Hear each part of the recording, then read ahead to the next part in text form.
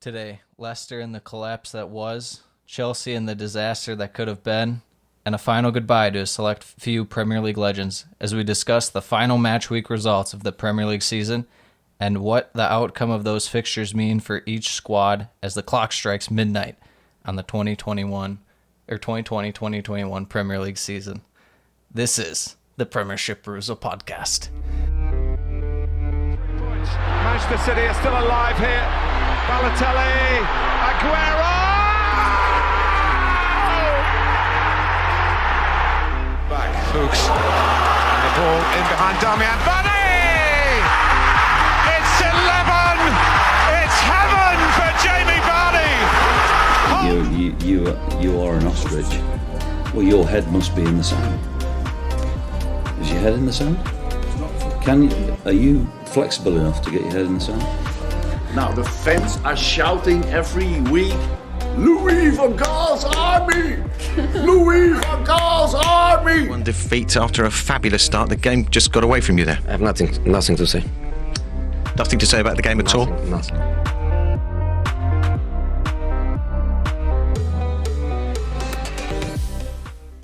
We're here. We're live. We're ready. We're live. Match week 38, final week of the season. It was a strange season for many reasons, Yes. but it felt really long. It felt longer than most seasons. You know, I didn't think of that, but I think you're right. I think it had something to do with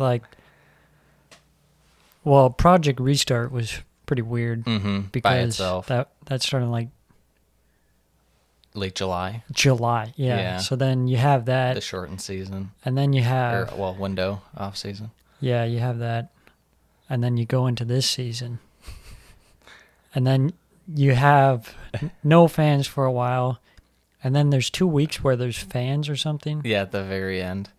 No, they're in the middle. Oh, you mean in the middle? Oh, I thought you were talking about just at the. And then they're like, no, Yeah, never mind, just kidding. And then they're like, okay, well, fans at the last 2 weeks, just to really get you into it and make you miss it, and then it'll be gone. But we got the Euro 2020 coming championships. up. That'll keep it going, and then before you know it, it'll be 2021-2022 season. We're back, baby. I think another reason why it kind of felt so long was just the up and downs. There's so much movement around the table too. It felt like there's just stretches where teams are good, and then there are stretches where teams are just bad. I was thinking about that when Aston Villa didn't have Jack Grealish. It was like, this is the team that beat Liverpool 7-2. Yeah, Very strange. Kind of almost like American in a way, where it was a lot of parity. a lot of parity. Yeah, just back and forth, kind of moving around. Well, getting into it, first match, Arsenal-Brighton, a little 2-0 for Arsenal as they complete the end of the season on a 5-game win streak? Yeah, I believe it was 5. 5 of 5 for Arsenal. Looking at the pre-match notes, looking to still place in a European spot. It was a little dependent on other outcomes, trying to get ahead of rivals Tottenham, depending on their result. Yeah, I haven't done that since 2016, where they finished above Tottenham. As far as the Brighton side, not a ton to look forward to, other than maybe making some changes, see if there's any guys that might be able to carry form into next year.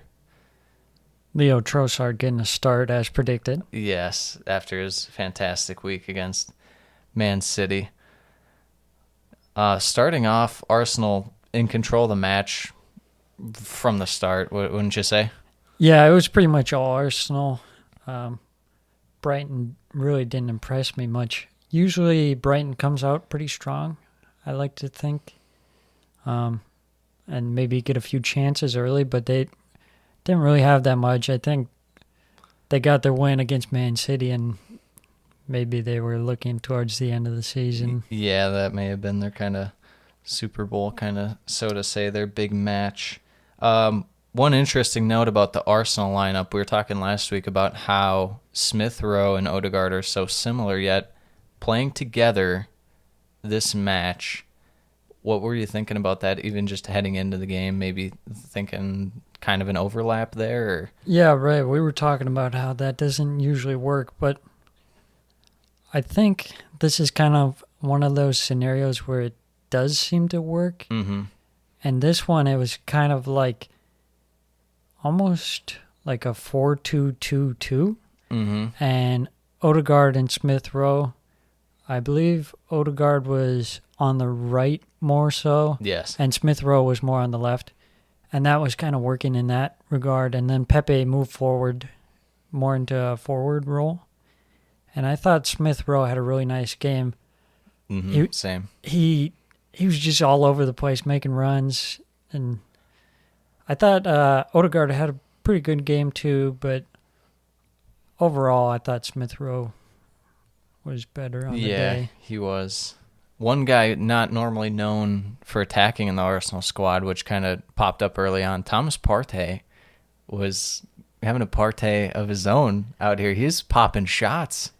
Dude, known for his shots that go out of the stadium. Okay, he hasn't had any of those yet. But yes. if they were playing in a lower league stadium, R.I.P. to the ball boys. Yes.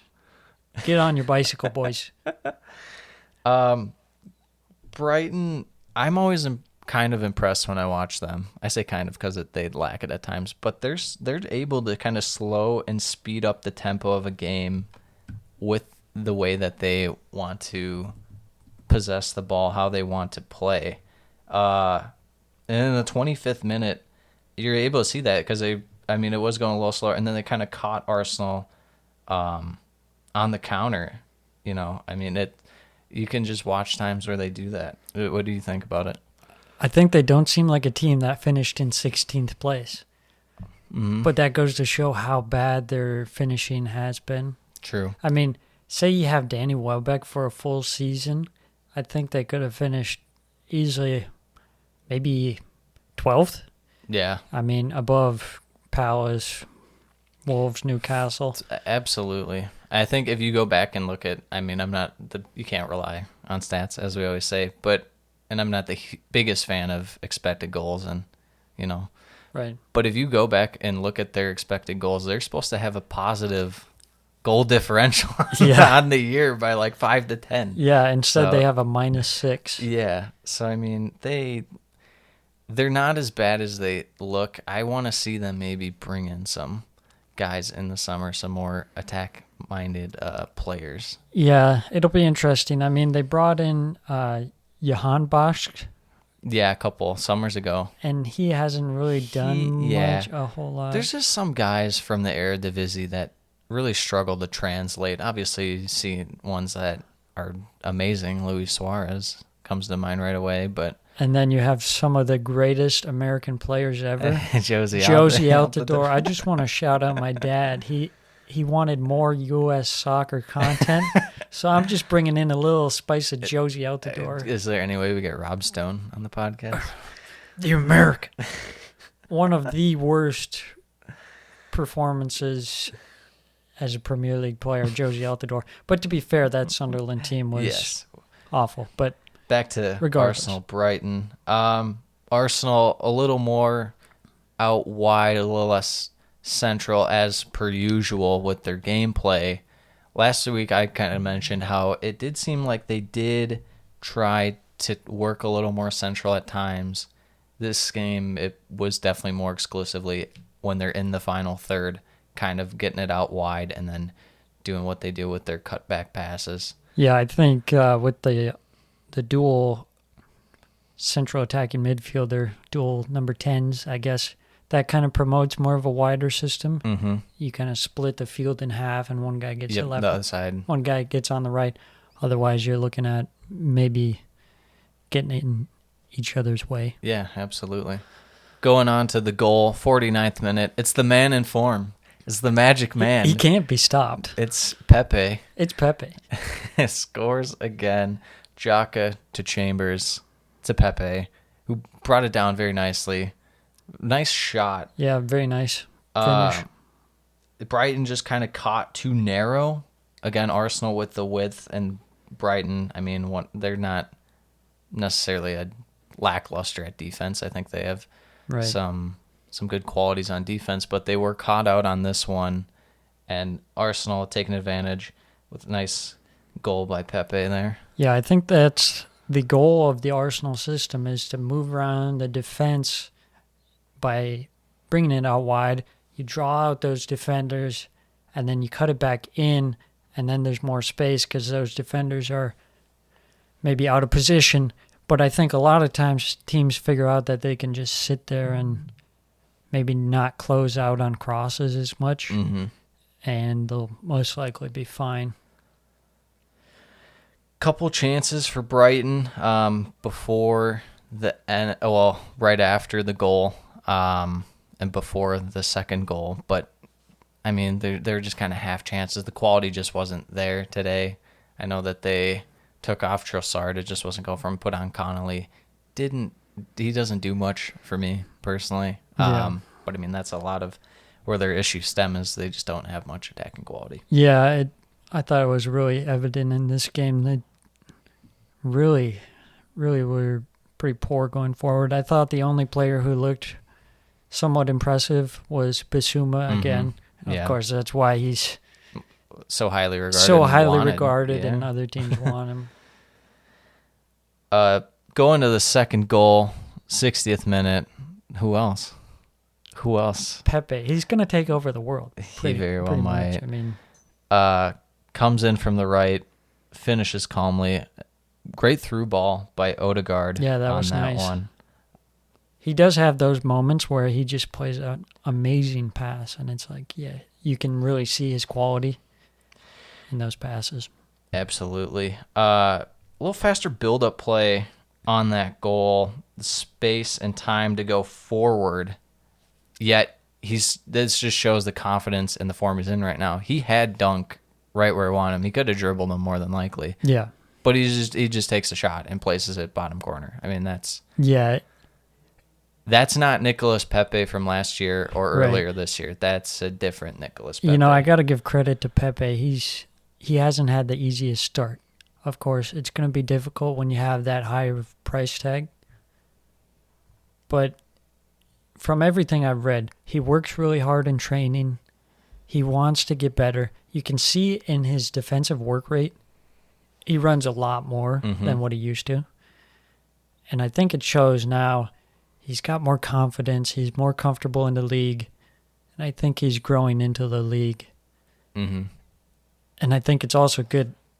You got to keep playing a guy like Pepe and get him into form. Yes, get him adjusted. Yeah, I mean, that just shows. I mean, at times you would say his first instinct on that would be either look to pass or look to dribble. And he was just firing, not even thinking about it. He's just like, I got him right where I want him. Yeah. Places it. One big part about that play right before they got the ball back was Xhaka making a huge play to win that second ball. Gets it to Odegaard. Odegaard obviously making the great through ball, and then, Pepe. But yeah, Xhaka does a lot of good for the team. If he does leave in the summer, I think he will be missed because he is a quality player. He has had his mistakes. I think he's gotten a lot better, actually. You don't see him do so many clumsy tackles as what he used to. Yeah. And I think he's a great passer of the ball. I agree. Brighton, just a matter of being a mix of being outclassed and being outworked. I felt like at times they just... I mean, proof by this Xhaka moment, just not getting to these second and third balls. And that's what's going to lose you games, not making winning plays like that in the midfield to get yourself possession, give yourself a chance to attack. Right. Moving on, next game, or did you have something on? No, I was just going to say, by the stats, you can see Brighton with one shot on target. Yeah. You're going to have a hard time winning games with one shot on target. So anyways, moving on to one of the big, three matches? Or 2 matches? Yeah, one of the bigger ones, if not the biggest. When it comes down to the top 4 race, which is Aston Villa versus Chelsea. Chelsea, of course, beating Leicester. last week. Move into third. Yep. Leicester in fourth. Leicester in Liverpool fourth. fifth. And then it just depended how things were going to shake out on the match day. Yep. Obviously, right away, just Chelsea kind of got a hot start. If you look at their squad, not the number one squad. Obviously, N'Golo Kante, they're going to rest him for the Champions League final. We talked last week about just going to their opponents, Villa, but we talked about would they play Grealish, would they not? Do they kind of just take it easy?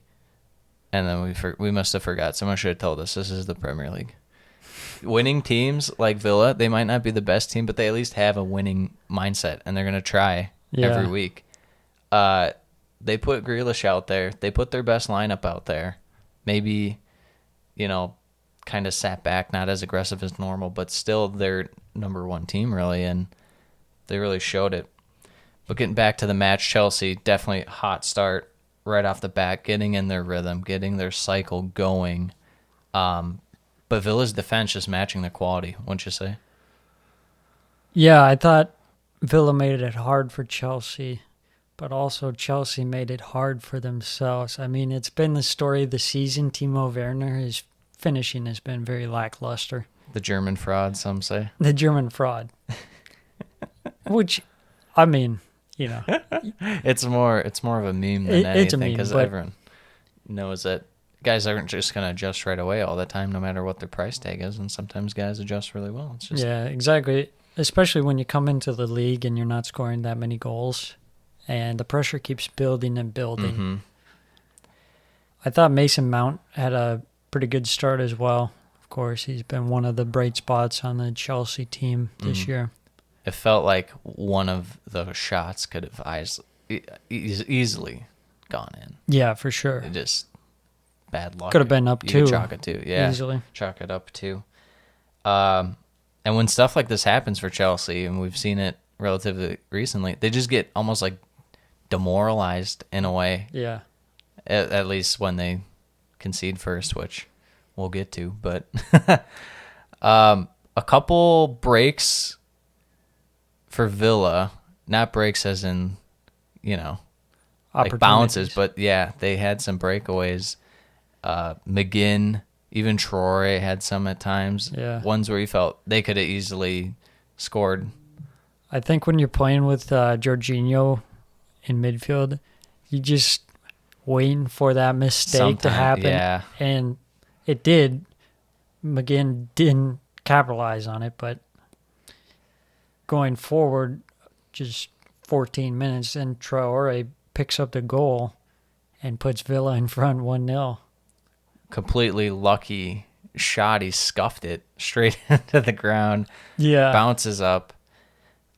He was looking like their most dangerous player going forward, which it's not normal to see someone on Villa, even though they do have a lot of quality, someone be more dangerous than Jack Grealish for them. I'm sure you could count on your hand how many times that happens, as long as Grealish is in the lineup, not the stretch where they had 12 points in 12 games without him, but yeah.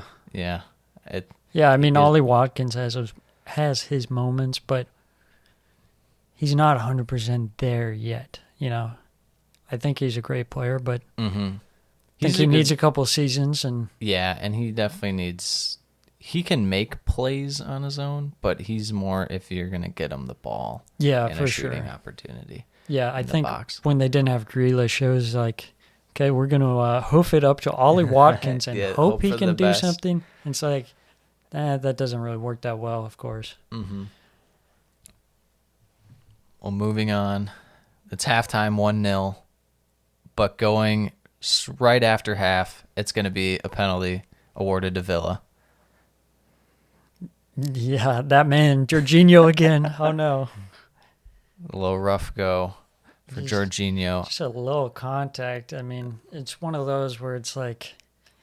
It is a penalty. It's a penalty. Yeah. But it's one of those light. soft contact, but penalty.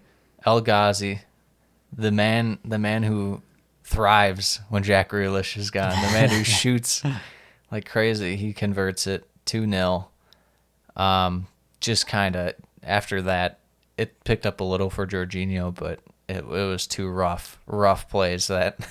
Yeah, I don't think Jorginho is good enough to be on Chelsea, personally. If you look at the stats, you watch the games against smaller teams, he does well. Champions League, he definitely played better than in the Premier League. But, yeah, I mean, there's just times where he doesn't look like the best midfielder on Chelsea. I mean, I think most people would say N'Golo Kante regardless, but, Yeah. I mean, stats this year might Except suggest otherwise. except when he takes those penalties and he's like slowly going and then very nonchalantly, and then he That shoots might it be right at Bernd Leno. Oh, I mean, what are you going to do? What are you Bernd gonna Leno, do? he's too good. He's too good. He's one of the only ones that can save it. Then we have a classic moment. Can you believe it? A Timo Werner offside goal. Wow. Yeah, unlucky because it was mainly Dave Aspilicueta who was offside there. Yeah, that's but true. Timo Werner was onside. Yeah, that's true. He was. I redact that statement. Yeah, how dare you. Timo, when you listen to this, I apologize. Es tut mir leid. Keep creating chances. 70th minute, finally convert. Finally, Ben Chilwell, far post.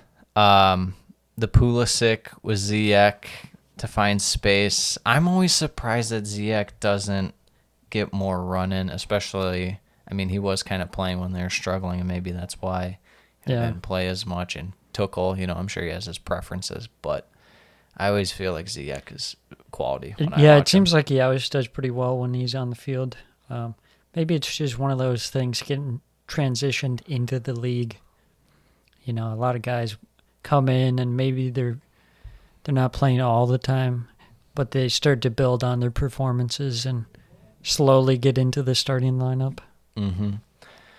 Going forward, Chelsea. You got He's me talking. got Arsenal on the mind. I'm just thinking about Pepe Magic, and I'm thinking about Bernd Leno because you're mentioning him. And We now, love you, Pepe. now I'm just thinking about Bernd Leno and the ball kind of going through him and into his goal for a own goal. Oh no. 75th minute penalty shout on Mings for handball, but I can't say you call that. Not a pen for me. Yeah, I can't say you call that either. 89th minute, speaking of redacted, the red card by Dave Aspilicueta with a backhand slap on Jack Grealish. The Dino himself gets sent off. I mean, it was silly, to say the least. I just like that he was like pointing to the cast on his hand. He's like, yeah, I mean, I hit him. Yeah, but it was worse because I got a cast on, and I mean, I did like smack him, but yeah, I don't know. Classic Chelsea, they like burn up and have a red card and lose the match. Yep. Well, so Chelsea at this point would be out. They'd be out of the Champions League. It just falls on Liverpool and Leicester. What can they do? But before that, we have Fulham Newcastle. That's right, folks. Do not go anywhere. You're on the edge of your seat. Because guess what? Okay, you got your top four. You got your Champions League, Europa League, Europa Conference League. No, for me, proper English football. Fulham, Relegated Newcastle. Fulham. Come on, boys. We got the key match note I want to say on this. Slovakia goalkeeper match-off, 1 versus 2, Rodak versus Dubravka. That was great. The one thing I was going to say about the lineup is end of the year, Newcastle not really playing for anything. And they're missing Joelinton. Where's my guy Andy Carroll? Where's Andy Carroll at? Get him in there, Stevie. Warming that bench. Get Andy Carroll in there. We don't need Miguel Almiron forward. He's going to touch the ball 3 times a game. We don't need that. Yeah. He just runs a lot. I mean, but he doesn't have that proper English. Yeah, he is the proper Paraguayan. Yeah. Whatever they got going on down there. For me, it's Andy Carroll. In this game, early chances for, I would say, more leaning towards Newcastle, St. Maximin. You just notice anytime he's on the ball, the quality of dribbling with him. Second in completed dribbles by the end of the year, only behind the dribble legend himself, Adama Traore. This is just another matchup where Newcastle can do what they do. They get their fullbacks a little more forward than normal against these smaller teams, and we brought it up last week against Sheffield. Anytime they're able to get their wingbacks forward a little more, able to swing balls in, any attacking chance Newcastle can get on a regular basis, they're pretty dangerous for a lower bottom half of the table club. Yeah, Fulham going into this match, playing with only Lookman as their loanee player. They've had a few Loftus-Cheek and who else? Other loanee players. Joaquin Anderson from and Bordeaux, or not Bordeaux, Lyon. Yes, Leon and Areola. So they're looking forward to life in the championship, basically. Seeing what they got. Nothing wrong with that. And they're going up against Newcastle. And like you said, some good play by St. Maximin early. What he does well with the dribbling, he just reels in all the defenders. Mm-hmm. And then, like you say, that the wing backs have a lot more space to work with, and Almiron's getting in space, and it just makes his teammates better because they have more space to work in. Yeah, the defense has to commit to him because they know the quality that he possesses. Main chance obviously coming 23rd minute, resulting in a goal. Who else? We keep saying who else. It's like we know who the main Premier League players are now. It's Pepe, it's Joe Willock. Spoiler alert, it's all Arsenal, baby. Next year's the year. 7-7 for Willock. That puts him with Henry, Shearer, Wright, Bergkamp, Joe Willock. He's a legend, baby. It's going to be one of those things where you look back and you're like, he's the complete outlier. And you're just like, oh, man. Who's Joe Willock? Yeah, it's gonna be like in basketball, and you look at all the scoring, and you'll see Andrew Wiggins will be up there, like Wilt Chamberlain, because he played so long and he just averaged 20 points a game. With this run, Sam, it was impressive. We saw last week with Foden, the run from his own half. Yeah. How about this one? That was a great run. He did get a little lucky. There was a weird the bobble bounce, and then it bounced back to him. But still, a great driving run.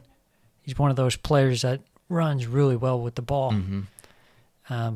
Of course, he's just got to feel so confident going into these games. It suits his game perfectly to sit on the counter and strike, and he kind of has that free roll in the midfield. He really can go further up, further back, kind of where he wants to go.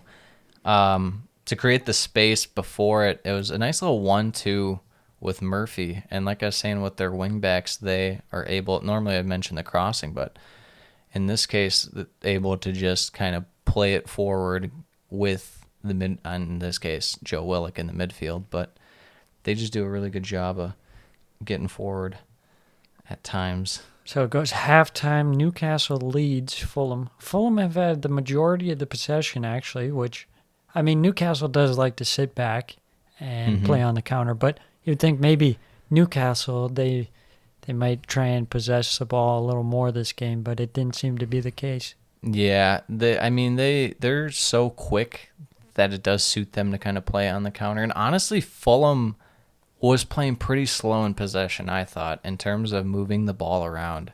It was a lot of ball stoppers, I felt like. And that was just an issue in terms of possession. Because it's one thing to have possession, it's another to actually make use of it and kind of move quick, get the defense pulled out of position. If you're just slowly going around, swinging around the back line, that's not going to be doing much to threaten even a team like Newcastle, who's not the strongest defensively. Yeah, and then it showed their lack of presence up front again. Of course, another one of the loanees is Josh Maja, not playing today. Mm-hmm. There's the Bordeaux. There's the Bordeaux. They got a lot of Frenchies. It's just so... It was so poor. And something I wrote down is how is Mitrovic not getting more opportunities in this team? I'm not sure. When you look at it, it's like He's proven. Cavallero is one of the worst finishers I have ever seen. He does amazing to create chances or get into space. He had one. And then it's just shocking. He had one earlier this game. I can't remember what minute, but it was a clear-cut chance, and he just completely put it right over the bar. It was like, wow. 56th minute, one-on-one with the goalkeeper. Is that might be that the very one you well were may have talking been about. what I was talking about. Yeah, Willock gifts it to Carvalho, and then he passes it to Cavallero. Very confusing that those guys are like playing in the same team. Yes. And then Cavallero one-on-one with the goalkeeper and misses. And oh my God, so bad. That dude is awful. AS Monaco, legend out there, youth product. And there's probably a reason why Wolves got rid of him as they came up. Another big note, another Premier League player, not Andy Carroll, but the White Gale. The championship legend. He had a chance, didn't he? Yeah, he had the free header in the 67th minute. Put it high, and just like, wow, the finishing in this game, It was not there. No. And then it goes to another penalty, but in this game, we got Kenny Tete taking out Matt Ritchie from behind. It's going to be Fabian Schär. Yeah, who would have guessed that The Fabian he'd be Schär taking the pen scores here? the pen. 2-0. Fulham, in the second half, I thought they looked just a little bit better in the first half. The first half was Yeah, it just was not pretty really bad. anything was going. But I don't know. You watch that game and you're like, you don't think that Fulham's like a god-awful team, but you're like, man. Right, that's something I wanted to bring up. So I was watching and I was thinking, okay, so we have Fulham, a team that plays this progressive football with possession and passing. Mm-hmm. It looks pretty good, quite a lot. You know, Yeah. the finishing has been really bad. But I was thinking, should teams play like Fulham are playing, or should they be playing like Crystal Palace, who just sit back and then rely on a guy like Wilfred Zaha, go forward? Like every game, you're getting like 40% possession, Yeah, if not less. if not less. I mean, what are your thoughts on that? I mean, I'm going to take the cop-out answer and say that you just have to be pragmatic as a manager and realize what the situation is. I feel like even if you're not a great team, going against a team in the bottom half, you should play ideally how you want to play, what suits your strengths and whatnot. Against bigger clubs, you very well may just have to sit back and take your beating, kind of hope for the best, Yeah, and strike on definitely. the counter. But if you are a lower club, you would feel like if you have any sense of like, we believe in this, we believe in our quality, let's go do this and execute, then you're going to play how you are going to play. You're not just going to sit back. Yeah, when it works great. I mean, you look at a team like Leeds, and it's like, okay, this system worked amazing. But Yeah. they have Marcelo Bielsa, who's a genius Yeah, it definitely and gets the most out of players.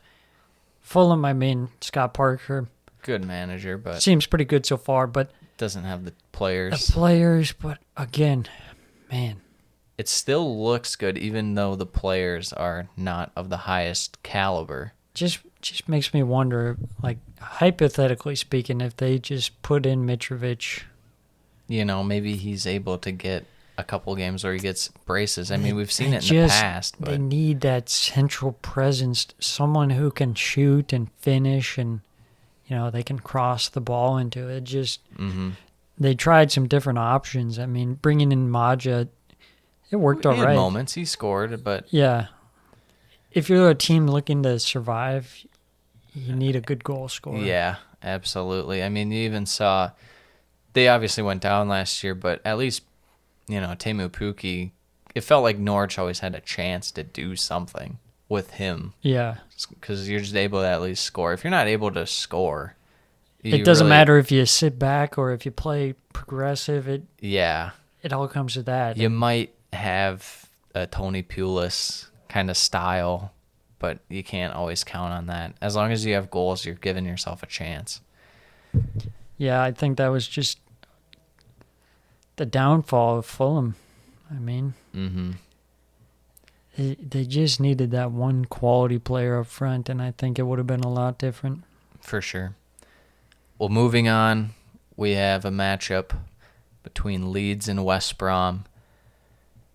Before the match, Leeds announcing that important club player recently, I think a lot of people consider him a club legend, is Pablo Hernandez. Last match, he'll be departing. Another important player in terms of getting them up from the Championship, Berardi, the defender, he was also going to be leaving at the end of the year.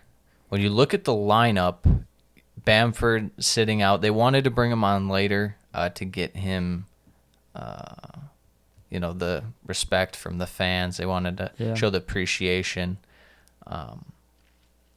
Meslier, I'm still not 100% sure why. Do you know why they're just going Kiko Casilla? No, I think it's just it doesn't matter anymore. So yeah.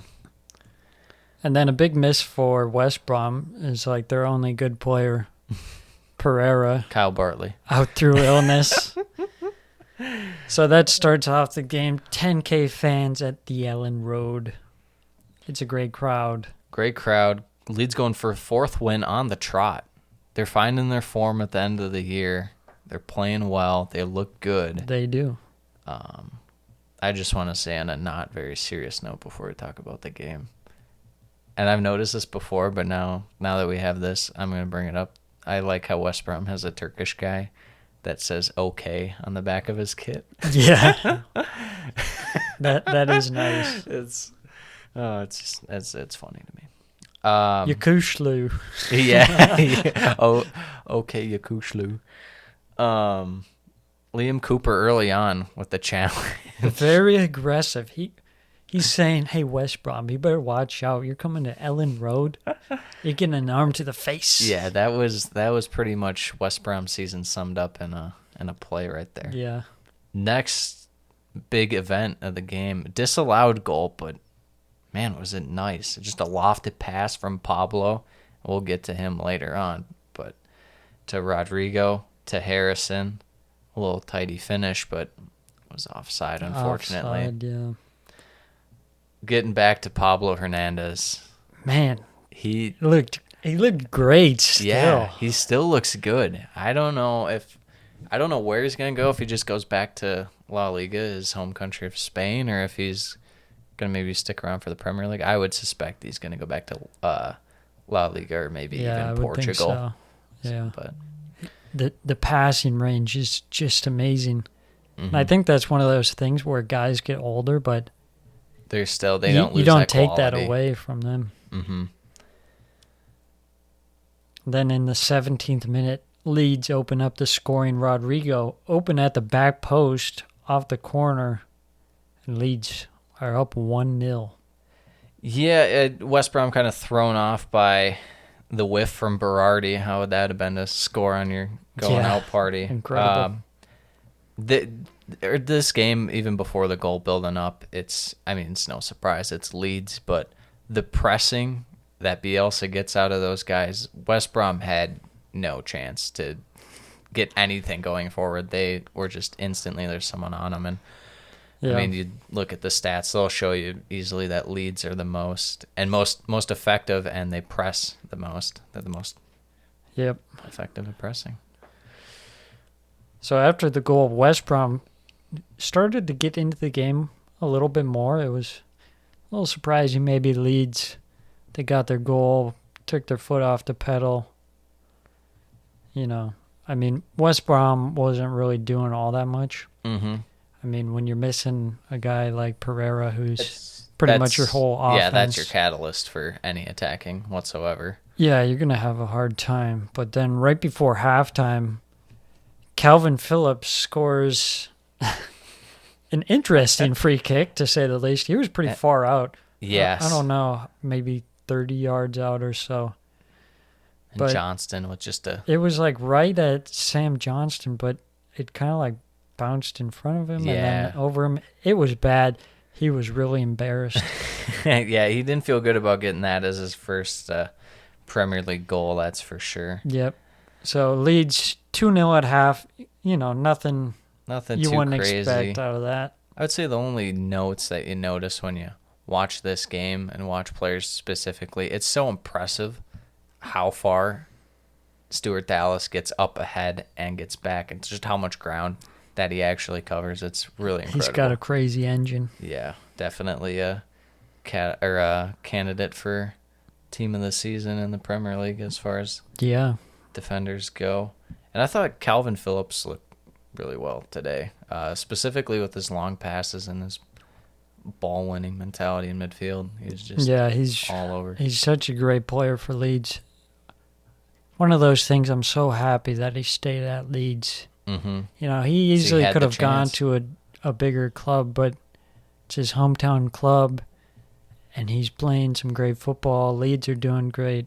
It's one of those things you love to see.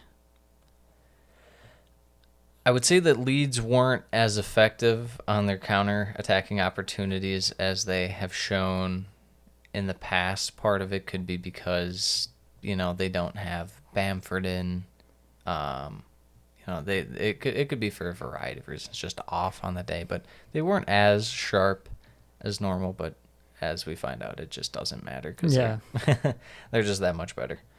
Second half, Pat Bamford comes on to a round of applause from the Leeds faithful.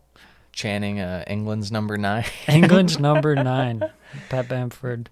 Pretty incredible. I mean, he's had a great season. Yeah, I mean, is he 26 or 27? I mean, I would think a lot of people wrote him off. Chelsea loaned a bunch of times. I'll be honest, I wrote him off. I thought, man, this guy, he's not any good. He'd bounce around to different clubs, maybe score one goal. Yeah. But it's not like this guy is a completely different player than what he used to be. Yeah. And I think that's kind of the Bielsa effect when you give a player so much confidence. Oh, yeah, just the system is going to make a lot of these individuals look so much better when they're cogs in the machine. But I think Middlesbrough fans right now got to be screaming. They got to be screaming that Pat Bamford could do this. Oh, boy. West Brom did have a moment in the second half where Matt Phillips hit the post and rebounds and it's cleared, and that's kind of the best chance of the game for West Brom. And they had another chance from Diangana in the 68th minute, but then the finishing wasn't there. Blasted high. And then the departure of Pablo Hernandez and Berardi for the last time as Leeds players. Great moment. Mm-hmm. Means so much to the club. I mean, they've been through so much over the last 20 years in terms of going down even to the third division and now back up to the Premiership and finally looking like they've really established themselves as one of the better. Yeah, solid mid-table team. Yeah, exactly. Penalty, 78th minute. It's okay. Okay. Handles the ball in front of his net. Clear pen. Yeah. Bamford steps up. They got to give it to him so the fans can really, really let him hear it. Pretty unlucky, though, that they got a pen right after Pablo Hernandez went off. Yeah, because they couldn't let him take it. Yeah, sub him back on. Come on. He converts it. Closing out, Leeds kind of look a little sloppy second half defensively, and it really accumulates in just one play. Hal Robson-Kanu off a interception from Calvin Phillips. You know, what are you gonna do, Hal Robson-Kanu? Yeah, world-class striker. He might have been the answer for Fulham. We may never know. We may never know. I want to live in a world where Robson-Kanu wins the Golden Boot for Fulham and Fulham finishes in 7th place. Oh, man. Then wins the Europa Conference League. But then where would Arsenal finish? It doesn't matter. It doesn't First? matter. Well, of course. First in our hearts, at least. Yeah, that's right. Wrapping this one up, Calvin Phillips kind of appeared to get a knock.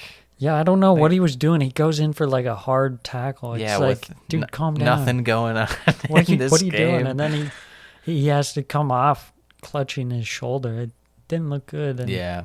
especially with the Euros coming up. Yeah, So- England will definitely be relying on him in the midfield. Hopefully he's okay. I mean, that'd be a big miss. I mean, personally for him, just Playing getting that for opportunity. England and stuff. Yeah. It would be immense. So the match stats showed all. Leeds 65% possession, 9 shots on target versus 5 for West Brom.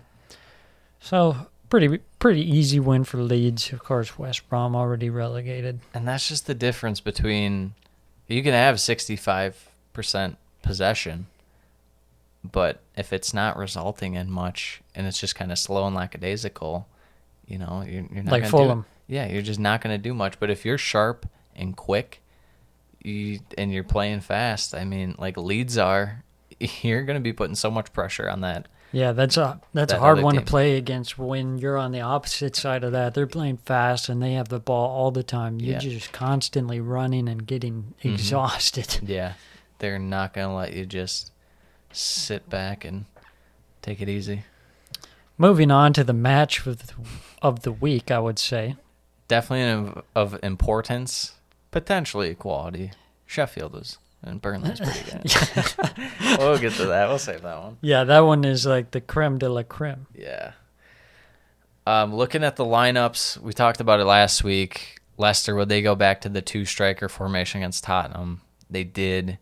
We suspected that. Looking at the rest of the team, nothing too crazy in terms of Leicester. They got their regular guys. Luke Thomas is kind of just becoming a regular for them, kind of has been for a little bit. Yeah, he's kind of popping up just like Justin did, too. It'd be interesting when he comes out. Looking at the Tottenham side, Doherty in the starting lineup. A surprise, Doherty and Reguilon in the same team. That's dangerous for not only the other team, but Tottenham as well. But the own goal. Yes, exactly. The dangerous for Lloris specifically. Steven Bergwijn again in there. Earned his place after the last match. After that goal. And Leicester need a win to finish in the top 4. I mean, last week we were talking like, okay, Tottenham looked pretty awful. Mm-hmm. This should be fairly easy for Leicester. Harry Kane definitely won't score. I mean, no, of course not. Why would that happen? Well, we talked about it. I said that if Tottenham had nothing to play for, even though they did, kind of, they still had to get a result in order to qualify for Europe, but yeah. that they would somehow win because it's Tottenham, and they win when they Yeah, such a Tottenham not, game. Yeah, when they're not supposed to. Get a start early. Not the fastest of starts. I think teams mainly just kind of feeling themselves out. And then 15th minute, Vardy, fast play going forward, gets tripped up by Alderweireld. Yeah. Originally not called a penalty. When I watched it live, I was shocked that it wasn't. And then you watch the replay, clear as day. See, that's funny because when I watched it initially, I was like, okay, Vardy really is looking for it. Mm-hmm. But then you watch the replay and it's just kind of a clumsy leg from Alderweireld. He's like beaten, but then he kind of sticks his leg up behind him and he trips Vardy. Mhm. Vardy he's a little theatrical. At times. But But the thing you have to think about that, and I think the announcer actually made a point of it, was he has Alderweireld beat.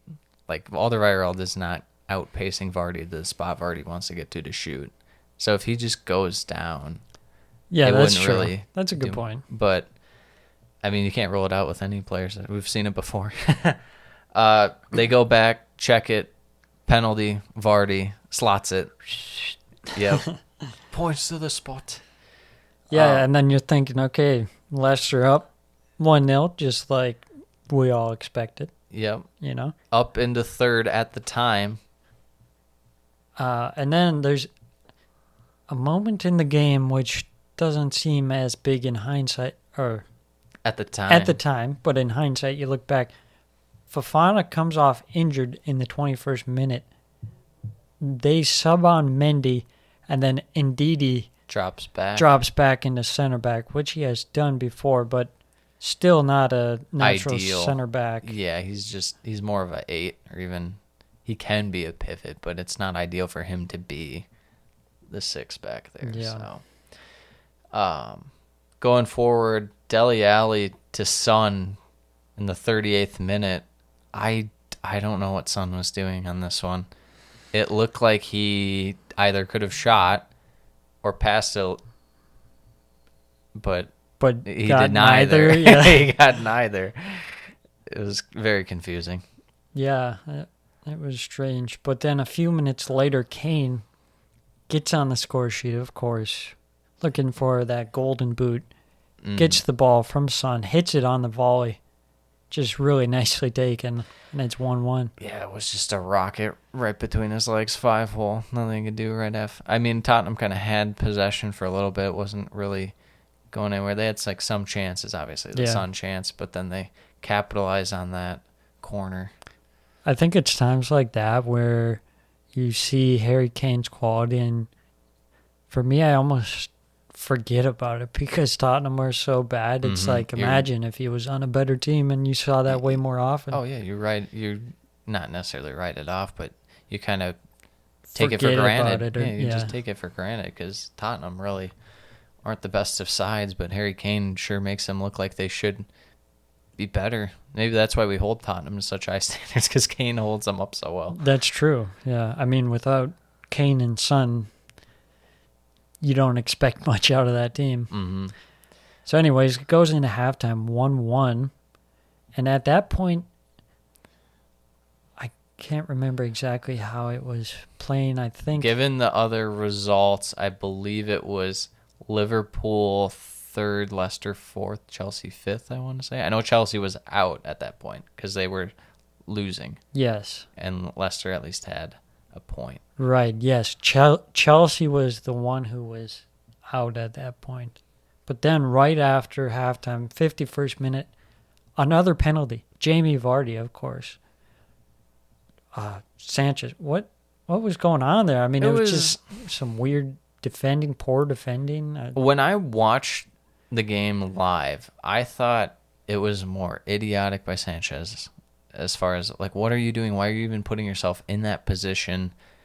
And then when I go back and watch the game, it's more like it could really be 50-50. It really was not as clear-cut pen as I thought. Yeah, I think it just kind of looked a little clumsy, and ultimately that's why it was ruled. But I could see it going the other way as well, because it was... Because Vardy it was did a somewhat... 50-50. Yeah, and Vardy hooked him a little bit. But Yeah.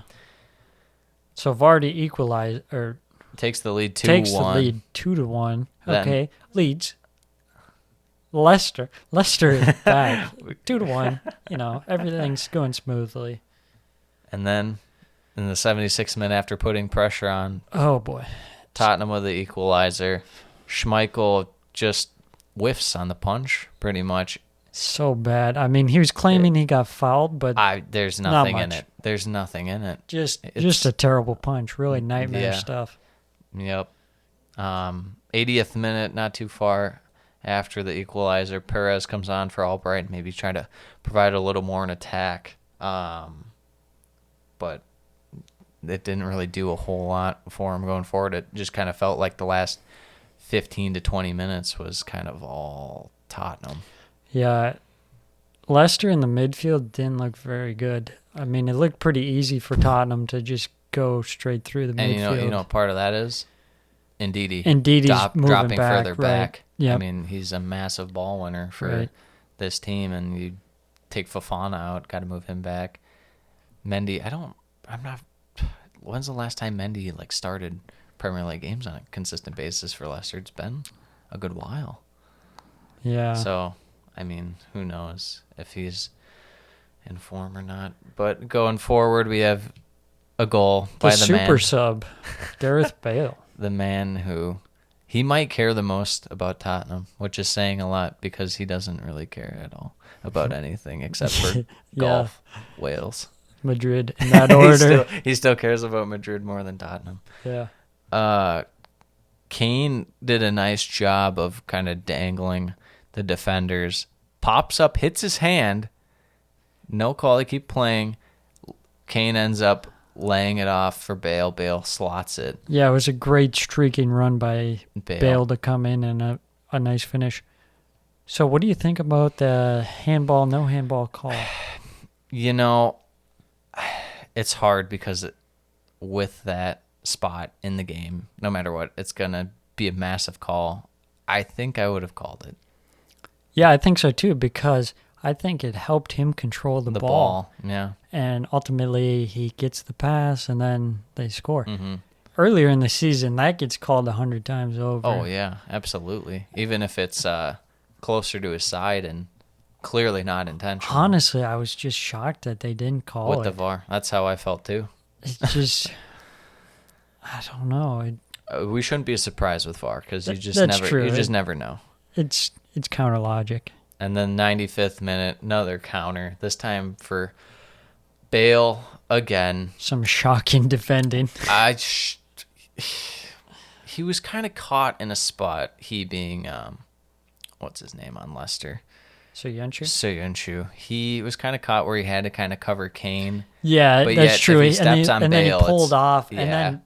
and then Bale was just like, okay, well, I got this open space, and I'm just gonna walk it in practically. And so he was in a tough spot. If he timed it perfectly to where Bale couldn't pass it to Kane, and Kane would have been offside, that would have been immaculate. But still, it's of course. I mean, Leicester were pushing for the goal. Yeah, so they only had 2 or 3 back. Still not the best of defending. But Mm-hmm. but anyways, finishes full time 4-2. Tottenham get the 3 points, finish 7th. They are able to finish above Arsenal, who would have finished above Tottenham at the time when Leicester was beating Tottenham. Yes. But they secure that 7th spot. And then, of course, Leicester, another season where they should have been top 4. And they fall out. They finish 5th. At the very end. I mean, they had a chance to knock out Chelsea from the top 4 race. I mean, the team that's in the Champions League final. It was in their hands, not only just for like the other games, but they went head on head with Chelsea, and they could not meet the task of doing that. And then even after that, they still had a chance to take the spot by the throat. They could have won. Yeah, I mean, they were in the driver's seat twice. First when they're up 1-0, and then again when they're up 2-1. And I'm thinking, okay, definitely when they're up 2-1, that's a time when I think you park the bus on this one. And you just play for the victory and get guys behind the ball, because the way the game was going, the midfield was so open because no Ndidi.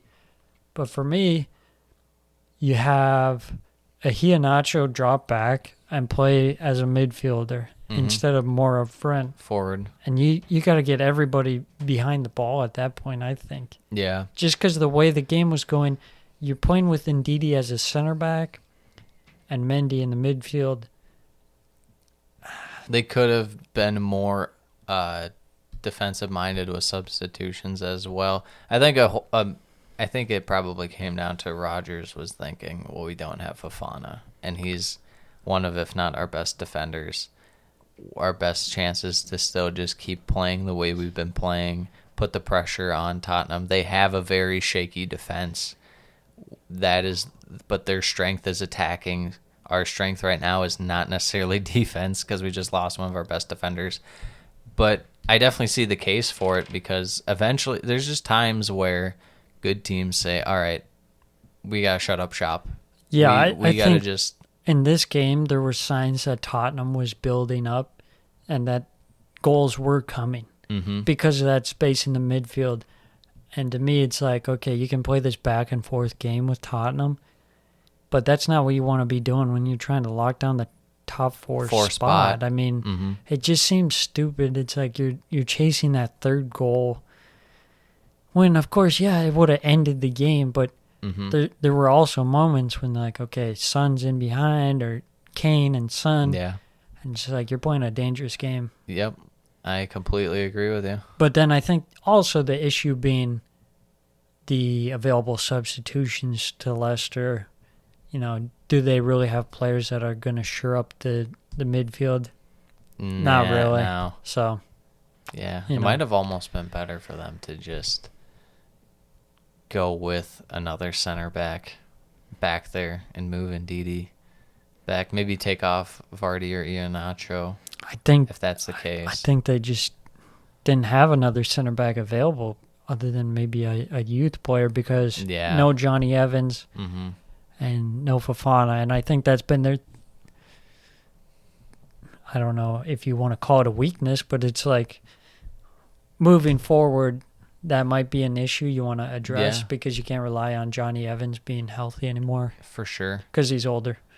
And they've kind of shown that they've been able to, find talent when it comes to defense, whether it's kind of developing guys more or even just the signings like Soyuncu and Fofana. So maybe they try and go back to the well there. They do have to replace Wes Morgan too, which he's not obviously a massive part of their team talent-wise anymore, but still you have to have these guys where you can at least provide rotational depth for games.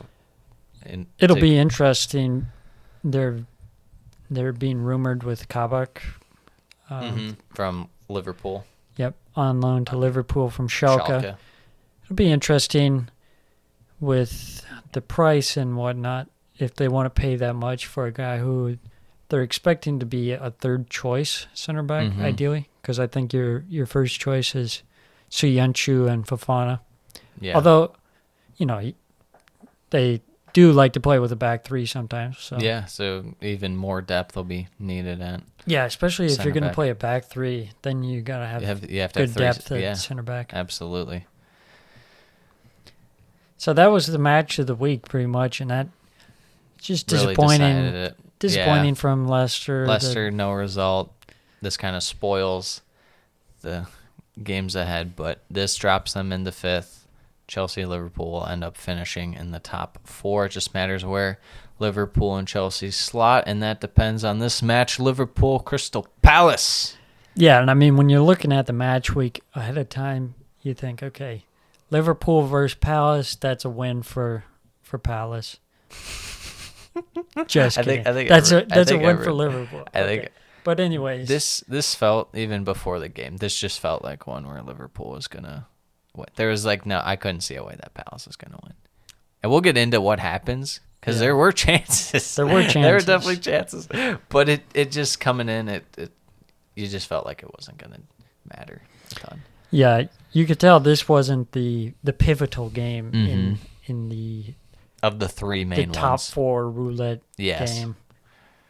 Definitely the big one being Leicester-Tottenham or even Villa-Chelsea. I think you'd probably say Chelsea likely to beat Villa. Yeah, you would have thought.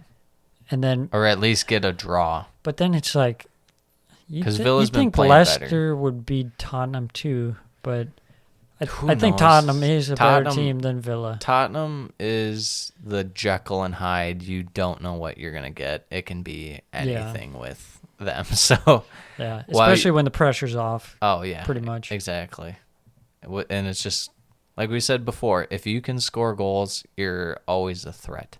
And we were saying that about the teams that are not always the best at scoring, lower in the table. We're talking about that with Fulham and versus other teams, but if you can score goals, you can catch anyone out any given Sunday, so to speak.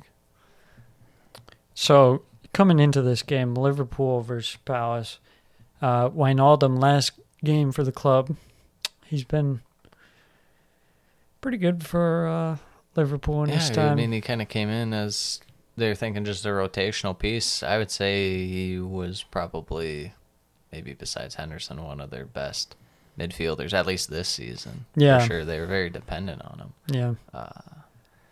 Bit of a rotated side from Crystal Palace. McCarthy coming in, Kouyaté in midfield.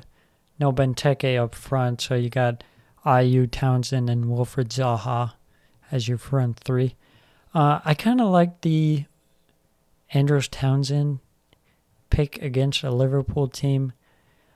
I mean, when you're trying to play like Crystal Palace does on the counter, Yeah. I think Townsend's pretty good at that because he's pretty fast Oh, yeah. compared to Benteke. Him, True. of course, you're taking off a finisher for more pace, but Yeah, same thing goes with bringing on Ayew, because really Townsend and Zaha almost always play, and then it's with Benteke. But bringing in Ayew, he can kind of drop back a little further and help out more so than Benteke. he can make the other team just infuriated as he gets 7 fouls and doesn't get a yellow card. This is true. That guy, both of them, the Swansea man and the Palace man. So a good start for Crystal Palace, 14th minute on the breakaway, Townsend. But the shot goes just wide. This is what I was saying with you would think, no way Liverpool loses this one, and then you still felt that way. And then this happened. Townsend was clear on goal, and it Yeah. goes just wide. Should have scored. He absolutely should have. That really would have just flipped the whole script on the top four, but doesn't put it away. Coming up, we got Reece Williams completely unmarked off the corner, fails to put the header on target. Yeah, he was wide open. Yeah. It was bad. And then a few minutes later, Salah in on goal, but shoots at Guaita. Yeah, it's Salah just... I thought he was really going to do well for Liverpool this game, not just because he's a good player, but going for the Golden Boot race with Harry Kane. You would think an easier game to score than Harry Kane was probably going to, if he had to score, is out of necessity for Tottenham, but Yeah. Salah, you probably thought he'd score just because Palace lacked the quality, and Right. Salah's had a good year, but it was not on for him. Yeah, he had a good chance there, but like you said, it just wasn't there. The shot right at the keeper, easy save. 36th minute comes the first goal of the game. Mane, poor defending. Yeah, the slip and the whiff, it was... Yeah, it was not a great sight to watch. And, the flick on by Reece Williams to find Mane at the back post. He one of the easiest finishes is nice. He'll have to score. So, going into halftime, of course, Liverpool lead 1-0 through the Mane goal.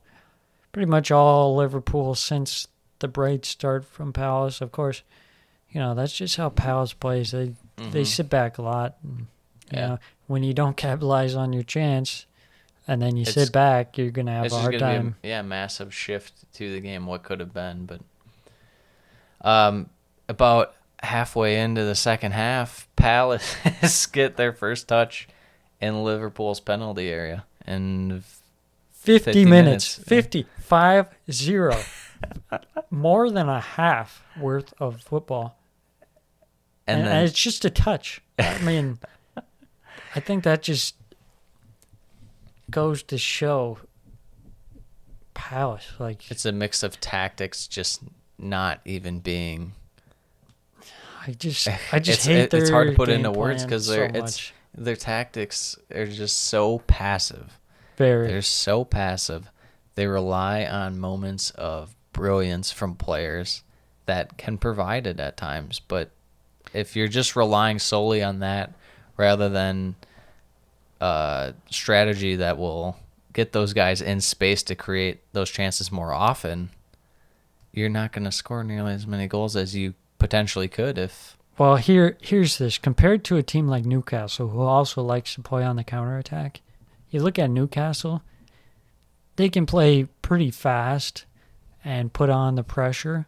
I mean, it's like Palace, they sit back, and then they get the ball, and there's no intensity. Mm-mm. And then they lose the ball, Yeah. and they're just sitting back. It's like they're sitting back.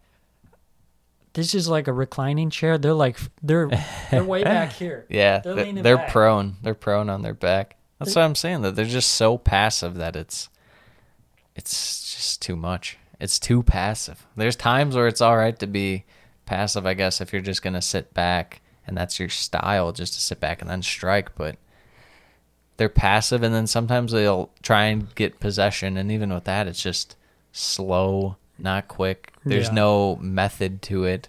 There's no like direct goal in sight. It's it's just going nowhere.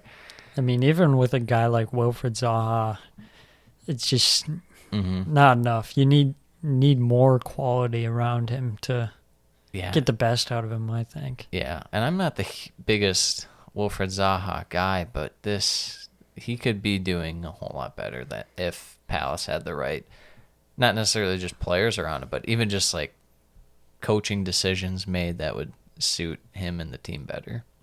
Yeah, you look at maybe years past where Palace have had a better team, better players around him. Guy like Johan Cabaye, Mm-hmm. that kind of quality player. There's no one like that in this No. Palace team, that's for sure. Yeah, but they have Milivojevic. He's quality at pens. Right after they get the touch in the box, Liverpool immediately counter and score for a goal. So there might have been a reason they were sitting back, but Yeah, eventually you got to go for it. yeah, unlucky deflection from Cahill, but Mane finds his second goal of the night, and at that point, it's pretty much over. Just a small note, 76th minute. If we're keeping track at home, Jordan Ayew should have been sent off for a second yellow card, but he never does. Listen, I have my guys that I like that aren't like the best, and I have certain reasons as to why. Sam has guys that he dislikes, and he does have valid reasons for it, but it's more he just doesn't like these guys more so than like he has guys that he likes. This is my anti-guy, and let Yeah. me bring it back. I'm not sure if it was last season or Against two. I think it was 2 seasons ago. Arsenal versus Palace. I believe Palace won the match. Jordan Ayew I think he got a yellow card, and then he had 7 fouls after that. 7. Is that a lot? And didn't receive a second yellow card. Is it a lot though? And Answer me. that's a lot. When you see the referee doing the like point around the field, and he's like 1, 2, 3, 4, second yellow card. Yes. It's just, man, he's always like fighting with people. He's a scrappy guy. Man, he's just one of my least favorite players. Of course, I mean, sometimes it's effective. It worked against Arsenal, but he's not really that good of a player otherwise. Yeah. This Palace team, and I think they are the oldest. If not, they're the second oldest, I want to say. No, I'm pretty sure they're the oldest squad, and then Burnley is the second oldest squad. Something And like Palace that. have so many. We'll get into this more on the next episode in terms of this end of season recap. But it's really going to be interesting to see what they do. They have so many guys out of contract, which in a way, it's nice. Yeah. If you're getting rid of high wage guys, and that's going to allow you to spend theoretically, are they going to spend? Yeah, Who knows? right. It's like a But- free deadwood clearing. Like you get a fresh start, but the problem being, Who knows with the board?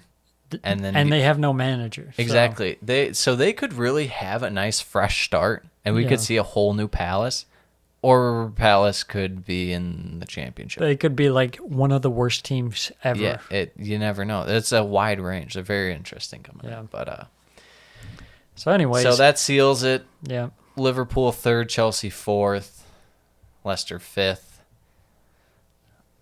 Moving on to a team that was already in the Champions League spot. In fact, they're in the first spot. Man City, they're going to be going up against Everton. Everton still something to play for. Still technically have a chance at Europe. yep. Why don't you break down their lineups? Yeah. So Man City, we were wondering what kind of lineup they might put out. Pretty strong lineup. Pretty much first choice, maybe Mahrez, but guys like De Bruyne playing and Phil Foden, Ruben Diaz, Stones, Walker, Stones. Zinchenko. So a pretty strong lineup from them, getting those guys sharp for the Champions League final. Mm-hmm. In terms of Everton, pretty standard lineup. Tom Davies getting a start in midfield. Otherwise, not too much different. Mason Holgate. Their main guy in the second half, Gylfi's going to be going at it for forward, they got the 2 strikers in Richarlison and Calvert-Lewin, who have kind of cooled down a little since they've had some streaky points at this season where they're in good form. Yeah, Calvert-Lewin definitely after the injury hasn't been in as good a form as he was, but of course he doesn't have Jaime's helping him out. But James. it'll be interesting to see. He's an interesting player just because he really was kind of not that great the last couple of years. Younger guy, develops now, and he's shown form for an extended period of time. Injury, struggles to find the form again. Interesting to see going into next year. Was the form kind of just a mirage, or was it just he got injured and they'll refine the form again? I think the quality is there. I mean, if you look at last season, he was showing it at the end of the season. He had a good stretch at the end of the season, and then coming into this season, I think a lot of people were probably doubting that would continue, but he had a great start of the season. I think he's just a great finisher of the ball. I mean, He's a good 9 in the box. He can be a poacher. He's not the best at creating his own chances or anything. He still can every once in a while, but he's definitely a good. He has a nose for goal. yes, definitely a guy who would benefit a lot of teams, I think. Absolutely. So getting into the game, Everton actually starts out pretty nicely here. Any thoughts on? They had a really early counter and kind of quick build up. But I don't know. They kind of held their own, but nothing too crazy going on for them. Nothing more than a half chance or anything, in my opinion. Right, so they had the good start, but then not long after, 11th minute, De Bruyne outside the box, pass from Mahrez. There's a nice ball from Mahrez. That kind of deflates Everton. I mean, when you have a good start, but then just... When Man City come down and have that 3-man exchange on you, the quick back and forths, and then just getting into De Bruyne. The one thing with that goal was how much space there was between Everton's midfield and their defense. And that gap was probably between like 10 yards outside the box and then like 2 or 3 yards inside the box. It was a massive gap, and they just let De Bruyne in there, and he does what he does. Yeah, it just shows of like, if you give Man City space, that's exactly what they're going to do. Mm-hmm. I mean, they made it look easy. But after that, Everton had a great response. 3 minutes later, Jesus hit him with the 1-2. That was terrible. Was it Keane? Who was Oh the my center God. back who just Yes, walked for? Michael Keane thought he was Messi. He's running up. He's like halfway down the field, gets the ball taken off of him, and then it's like To make a non-football analogy, it would be like an old-time war where they just like march forward and they shoot each other in a line. That's what Michael Keane did. He just like walked straight into 3 Man City players and gave up the ball, and then Everton had 2 guys back and Man City had 4 running right at him. It was not good. Yeah, that was not sure what was going through his mind. I thought it was funny too because I'm reading all this talk like, oh, Michael Keane should be in the England setup. He's one of the best center backs in England. And he goes and does that. I mean, he's decent, but and that's one of those things where it's obviously he's not doing that all the time or anything, where he's just being just out to lunch. But no, I feel like he was, and maybe it's just because I did expect a little more of him when he did move to Everton. He's just he's an Everton quality player. I don't think that he's right. anything He's special. just off the top. Like who are you leaving out of the squad to put him in there of like the top 4 English center backs? Yeah. What, are you gonna leave Tarkowski off? You're not leaving Stones off? What? Like, who are you leaving out? I just can't. Yeah. There's only limited space in a squad. I mean, for me, I much prefer Ben Mee even. There's plenty of Michael options Keane. that. But then again, I think Ben Mee might be the second best center back. behind in Callum England. Chambers, even though he's more of a fullback now. But He's an X factor, bro. just domination by City. So easy. With that said, Richarlison did have a good chance. Yeah, it kind of 33rd came out minute. of nowhere, actually. Yeah, it was just a ball played forward into him. Just great through ball, but nothing really. It was came of it. interesting because That ball specifically, I should Man say. City was looking like they were just. It was a Champions League tune-up. Yeah, warm up. And it's like, they pass it however they want, and then all of a sudden Everton comes in. Richarlison has the chance, and then a couple minutes later there's a penalty. Mm-hmm. Richarlison again taken out by Diaz, only given a yellow card. What were your thoughts on the yellow card versus red card? It could have been a red. I would say, it was a clear chance, or could have been construed that way. I'm okay with the yellow. Maybe it's just because this game, if it doesn't really, I don't know. How Well, to the say way without I see it actually is- saying it, but it doesn't matter like a ton. But if you're going with the right call, it could easily be a red card. Yeah, I think it's a red card because I think it's a clear goal scoring opportunity because Richarlison is past Ederson by the end of the touch, pretty much. Yeah, So I think that's a clear goal scoring opportunity. I think. And So like I said, it just confuses me as to why that's a yellow card. if it is clear, it should definitely Like be red. say Ederson is 5 yards further back, then they're gonna give it a red card, and it's. Yeah. But like Ederson's not gonna make the save because Richarlison's already around past him. him. Yeah. So I thought that was a little funny, and I think that was a good chance for Everton to get back into the game. And then, once you know it, Gylfi. Just their the man. double whammy. You don't get the red card, and And then he misses the pen. It's saved by Saved. Ederson to the yeah. guesses the right side. Right before half, another chance. Mahrez kind of a little further near the edge of the box, hits the post, crossbar, Yeah, it was a nice shot. rattler. Halftime 2-0. City was gonna probably be hard for Everton to bounce back from this, even with they had this slim chance still of getting in Europe, but it was Yeah. always gonna be tough. Yeah, I mean, after you miss the penalty, and Very deflating. yeah, at that point, it's like, okay, well, you're down 2-0 to Man City.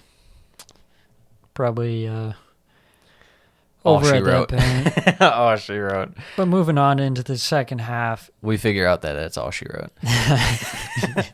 yes, exactly. Phil Foden scores a third for City. I mean, he's had an excellent season. He's a great player. And Everton. It was really something, the kind of lateral passes that they had on it. It was just like pretty much they're in a straight line, like, to the side, and then a shot for a goal. Yeah. It was kind of So then, Crazy. 64th minute, Sergio Aguero comes on for the final time in the Premier League for Manchester City. yep. A legend for Manchester City. One of the great Premier League players. Premier in League general, players of just all in time. general. He's got great goal scoring records. I mean, incredible moments.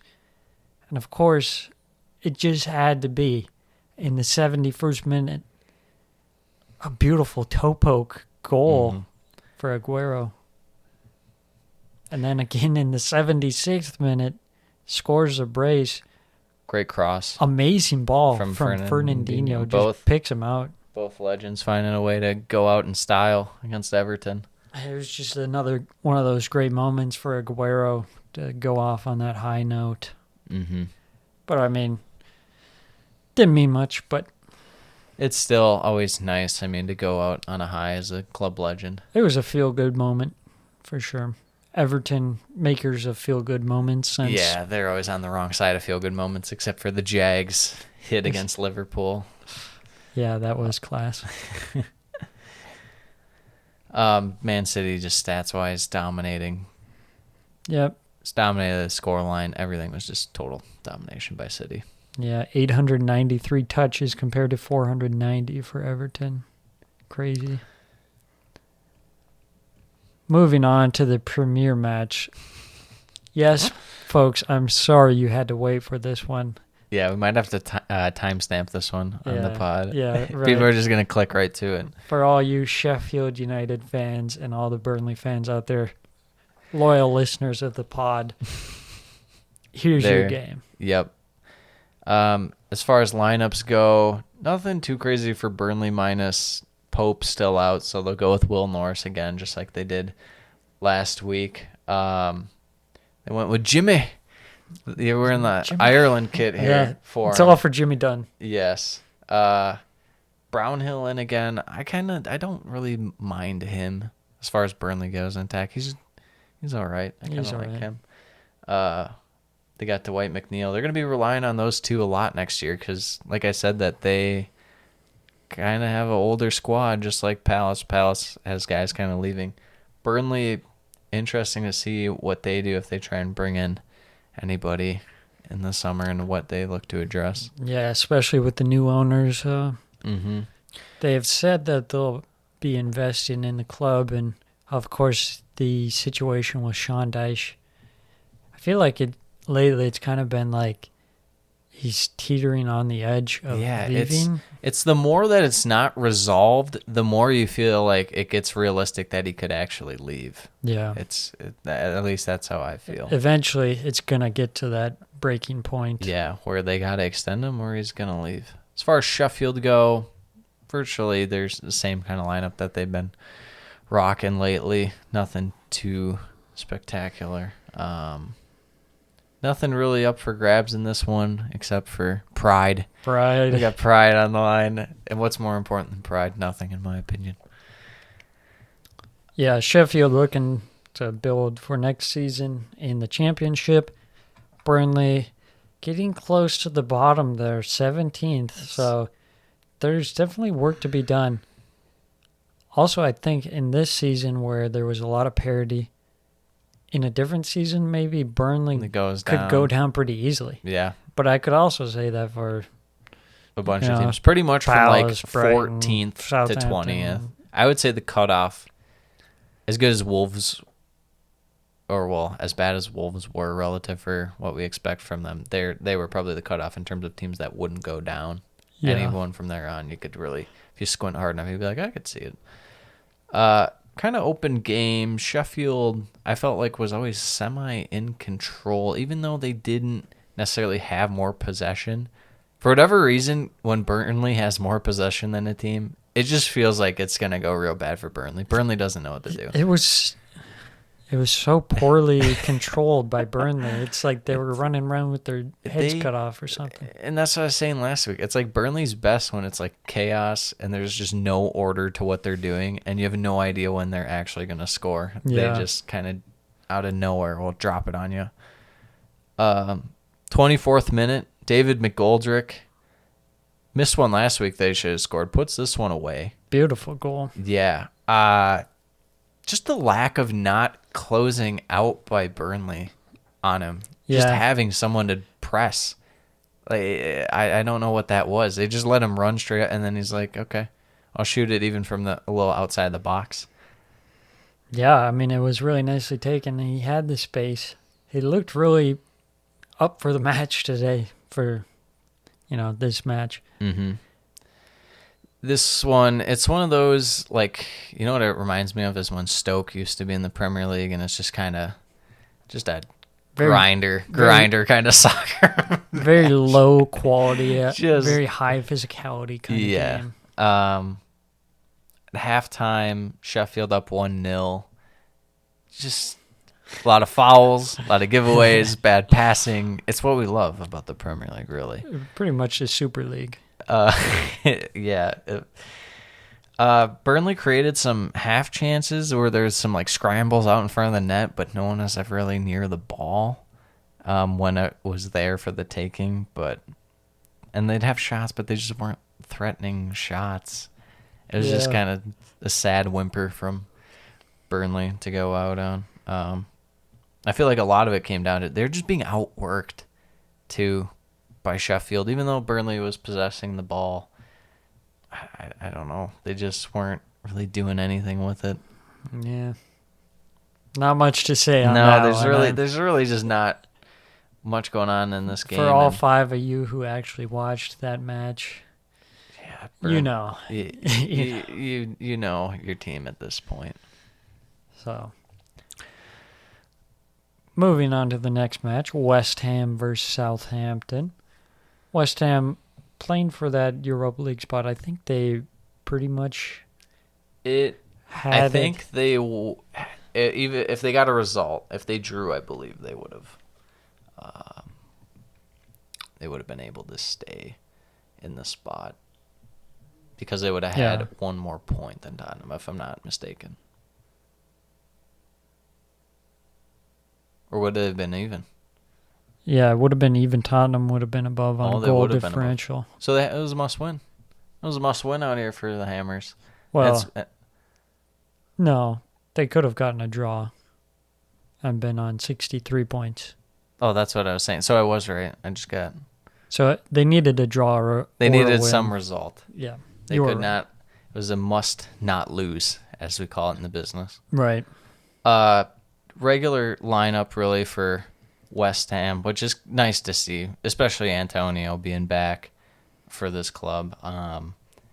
It's just been a great year for West Ham, not just for results and whatnot, but seeing some of these guys develop. Antonio has shown signs at times of being good. He's been one of their better guys. Thomas Soucek, Yep. out of Eastern Europe, the Eastern Bloc, the Russia vortex Right. of, was it Partizan he was from, or was it Red Star? Somewhere out there. Yeah, some Czech. Fornals kind of developed as the year went along, as we all know. Jay Lings. Jay Lings, baby, Jay bringing the Lings. vibes. He took a West Ham team that had no vibes, and he brought the vibes. And, that's a big task. A nice bounce back here from Cresswell. A couple of years ago had a very nice year, and last couple of years he's had some injury problems. Bounced back, shows the quality he has. Fabianski, always just a solid keeper in net. But Soufal and Dawson have looked solid this season. Soufal looked pretty Getting good going forward. forward. Soufal is very impressive at times. And, of course, And Declan Rice, the big Declan Rice, the just big a prospect. great presence for that West Ham midfield. I mean, when you have a midfield with Rice and Soucek, those guys are just so solid. Yeah, defensive dominated midfield in there. As far as Southampton goes, the carousel that they have at keeper this week was McCarthy. At the back, they did not have. They did. They just have it out of order. Salisu, Mr. Jan Bendenara, Vestergaard, Walker Peters. Very similar lineup. As you see it with the game, they subbed on Romeu, who is one of their better midfield ball winners for him. Yeah, good for a red card as well. Chelsea prospect legend out there. Ings back starting. Shea Adams out. They put Diallo in midfield, but nothing too out of the ordinary for Minamino Mr. getting a Hasenhüttl. start over Walcott, which is interesting that they're playing Minamino. as he's going to return back. Yeah, I know they've mentioned they've thought about buying him. Yeah, on it a doesn't permanent. seem like Liverpool are interested in that, but I just that don't could know what just be future he has talk. at Liverpool, but who knows? yeah, I They don't have know. all these injuries, but to their attackers next year. I think he's definitely better suited off at a club like Southampton.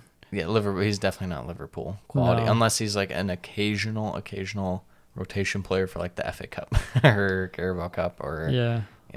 maybe against a bottom tier Premier League squad. So speaking of Minamino, getting that early chance in the 11th minute, had a nice little dink, but just wide. It was a good break from Southampton. Again, Southampton with a good start to the game. They've had that nice start.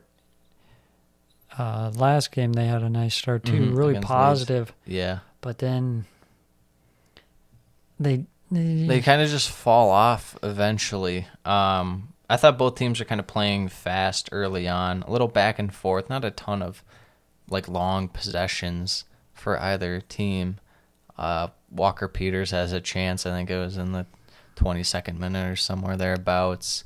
Yeah, I thought Walker Peters looked bright early on. I think he's a good player. Not like anything amazing, but for Southampton, I think he can be a solid piece in their defense going forward. Yeah, I agree.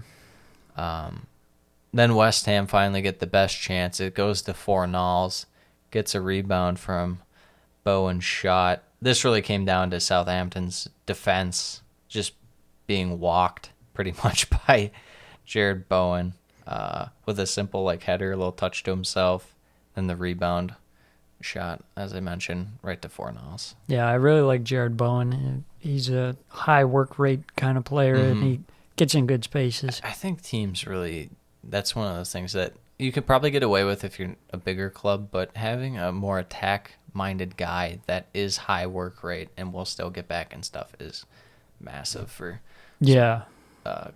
these clubs that aren't always spending the big bucks on quality players, right? Quality attackers that just are focused on scoring. Then again, in the 33rd minute, who other than Pablo Fornals? I mean, wouldn't have expected it, but Southampton just failing to deal with the Lingard shot, and Soufal finds Fornals, and West Ham get their second. Big blow for Southampton. Two quick goals. Yeah, just soft defending and poor clearances, really. It's just they may get the ball out of the box, but it's still like it falls to someone on West Ham. I don't know what. Yeah, they really need to do a better job of getting that shot cleared and regaining possession. And then before the end of half, Southampton, they got a little thing going, but nothing too crazy. Just kind of more useless possession in terms of it doesn't result in anything. It's not quality possession. Yeah. But not really getting in the space they need to create actual chances. Yeah, I thought Armstrong looked pretty good again. I think Southampton, they have their good moments. They don't capitalize on them. Maybe they get a little more frustrated. Yeah, that they're almost not like scoring. they're almost like Chelsea, but lower in the table. Yeah, they're lower in the table. That's Chelsea. kind of a good comparison. They have this they'll bombard teams with shots. Mm-hmm. When it's clicking for them. They look pretty decent, and you saw that early in their year. When they get out to an early lead, they look really good. Yeah, but if you just withstand the wave of the Southampton, yes, then they collapse upon themselves. Exactly. So, anyways, halftime 2-0. West Ham look in control. Took advantage of their opportunities. Fornals, great game so far. Mm-hmm. Like we said, Southampton, decent start, but couldn't find the back of the net. I thought that Salisu was not looking very good out there. Man, they have to. I mean, crazy. he's not the only guy that had a rough game in the back for him, but he's definitely a weak link. It was surprising after last week. I thought he looked really nice, and he was dealing with everything. But this game, it was like he's like a completely different player. He is very up and down. Nathan Tella again, very good game last week. This week, not as good, but still. Yeah, he came on and he provided a spark for Southampton, kind of reinvigorated them as they were trying to push for a goal. But I think he's a good piece for them going forward into the future. Absolutely. I felt like one thing that they kind of struggled with in the second half a little more than the first half was link-up play. It just wasn't as good. Even though their possession in the first half wasn't the best, they at least had possession through link-up play to get kind of forward, and the second half wasn't as good. Yeah, I think that's something they miss without Walcott there. He's actually a really good link-up player. Mm-hmm. They need to figure out going forward who their main guys are, because it's kind of like a rotation of If there's ever a time to sell Ings and you don't think Ings is part of the future, now is probably the time to sell him. Yeah, I'd definitely be looking to profit off of him if capitalize you can, off the because he's form. just always injured, Mm-hmm. and you can't rely on that. So you're better off maybe trying to pick up a different player and seeing if that works instead. Yep. 86th minute, Declan Rice. What can you say about Southampton's defense on that? There was just like no hustle, no effort, no energy. Declan Rice just runs straight through. Yeah, it was a nice run. Assist from Fornals. Great game. Year of near post goals, as you say. Near post goals. Near post goals, right there. Now you look at the stats. I mean, Southampton dominating possession, but I mean, talked about it. How many times we need to say it? If your possession isn't quality and you're not fast and you're not getting in the right spaces, it's not useful. This season has definitely seemed like a season where teams that sat back more were more successful. There's teams that have this possession but don't do much, Mm-hmm. and are lackluster going forward, like Southampton, like Fulham. Then you have teams like Newcastle, West Ham, and they'll just hit you pretty hard on the counter. I mean, Yeah. with Jesse Lingard, West Ham has looked amazing on the counter. Yeah, he's been perfect for them as far as always igniting that counterattack, because they don't have like the most pacey guys. No, like Antonio's Antonio. not fast, but man, he works hard and he Yeah. can hold up the ball like crazy. Yeah, he's more quick than fast, so like in small areas and stuff, he can make turns and stuff, but he's not like Run blazing down the, past people. Yeah, run down the pitch. So a 3-0 win for West Ham. really puts a nice bow on their season. Yeah, I think this is like the best season West Ham has ever had in the Premier League, and It's the best one for sure since Payet in terms of like finish. Even like that was what they finished 6th or 7th that one year. Dimitri Payet, they're yeah, pretty high up, and this year was even better, I'd say. their highest points total ever in the Premier League, Mhm. which is funny because I'm sitting here looking at West Ham last season. They're almost relegated. They're almost relegated. I'm thinking, okay, they look like they're going to get relegated. They Yeah. looked awful. Terrible. And Moyes has come in and completely changed it. It's kind of like, They gave him that. this is kind of like his Everton 2.0, where He finally kind of he's rebounded. solidifying this team. Great at Everton. Not awful at United, but struggled. I think he was destined to fail. at Yeah, that United. team had such a massive rebuild that it was kind of unfair. Yeah, and you're to coming in task him with that. after Sir Alex. That's- It's just, Yeah. In La Liga, he showed signs with Sociedad. He had a good run. yeah. Comes back, Premier League, Sunderland. That's not going to happen. Sunderland, we know. Yeah. They just had the infrastructure problems of some of the worst teams you could ever imagine. They Yeah. collapse upon themselves. Now West Ham, he's kind of found the rhythm. And West Ham, they could have easily collapsed, not just last year, but they always seem to have issues between their fans and their ownership.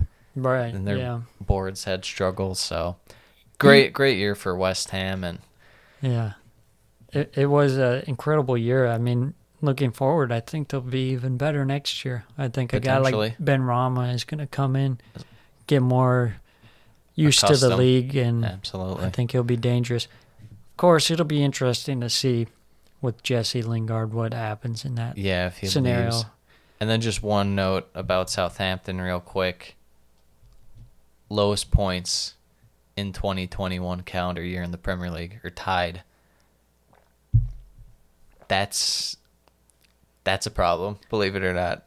That's Yeah, you gotta seriously do some reflection on, well, what's going wrong? Is it we're just kind of unlucky compared to the first half? Is it the quality of players? Is it Hasenhutl's system? Which I don't think that's the issue. Yeah, it was night and day compared to the start of the season when they were right up there in the They were in European the- spots, Early on. and they just looked so good, but they did drop off pretty hard. Significantly. I mean, another 9-0 defeat. Ugh. It's like, oh, man, there's something not right when you get beat 9-0 twice. Yeah. Well, it kind of sparked them a little last year, kind of got them going, but Yeah. this year it was... It was kind of the opposite. Yeah, it was not the case. Moving on to the last match of the last match week. Yes. Wolves United's B team. Yeah. As they prepare for the Europa League final. So heavily rotated from United. They have Dino in net. You always like to see that. I enjoy watching him play. Oh, yeah. By Tellez, Brandon Williams, and Tenzabi as the back four. I'm a Brandon Williams fan. He's played some last season. He hasn't played very much this season, but I think He shows signs. He's when pretty I good watch him. going forward. A good crosser of the ball. Midfield, Mata, Dan James. Good to see him playing. Yeah, they need him to develop somewhat. I mean, at least show signs. When he first got there, I mean, he had moments where he looked pretty good, but he's kind of fallen out of form. Injuries have been a big struggle for him. I know that. Yeah, But and then Matic, Van de Beek, youngster Anthony Elanga coming in, the Swedish youth player for United, who had been scoring a lot of goals for the youth setup, and then Ahmad up front. let me tell you something about another one of my guys. Donny Van de Beek is definitely one of my guys, and he displayed it in this game. He looked very good. Yeah. Pretty standard lineup from Wolves. Little different. Adama Traore up front with Silva instead of more of the wide role.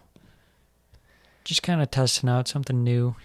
Yeah, it was more kind of, they got to try some stuff out. Plus, it's Nuno's last game, so, Yeah. I mean, who knows? They're just trying to do what they can to win for him, I'm sure. Win one for the skipper. All right. Farewell game to him. He will be missed. I mean, he's done some amazing things for Wolves. He turned down Champions League quality gigs for Wolves to go in the championship because he believed in their project they had going. He got them promoted. They won the championship. A lot easier said than done. And he's had moments. They pushed for Europe. This year is kind of just unlucky in terms of your most important player, your linchpin guy, just going down with a traumatic injury. But starts off with Elanga, had a couple chances early on, but didn't really take them that well. Yeah, he showed his inexperience in those early moments. First goal, then Elanga finally does score. He finally does capitalize. His third chance. Yeah, gets another chance at goal and takes for his first senior goal. Great ball from Dan James, though, out wide. You love to see a little Dan James Just put it action. on a plate for him. I mean, he didn't even have to move. I could have scored that. Very good game early on from my guy, Donny Van de Beek, just kind of, as they say, bossing the midfield. An attack, pushing forward, leading, kind of linking up between the defense and the attackers, and then even just winning the ball in midfield on the defensive half. Troy hurt William Jose on, not something you want to see, especially when you're trying to win a game for your manager's last game. Your best player going down, your main source of attack. They've been riding him like crazy. Yeah, it just hobbles off with the injury. Big miss for them. It'll be interesting to see what comes out of that. It seems like he's always kind of dealing with some lingering nagging injuries. But, yeah, hopefully nothing too serious.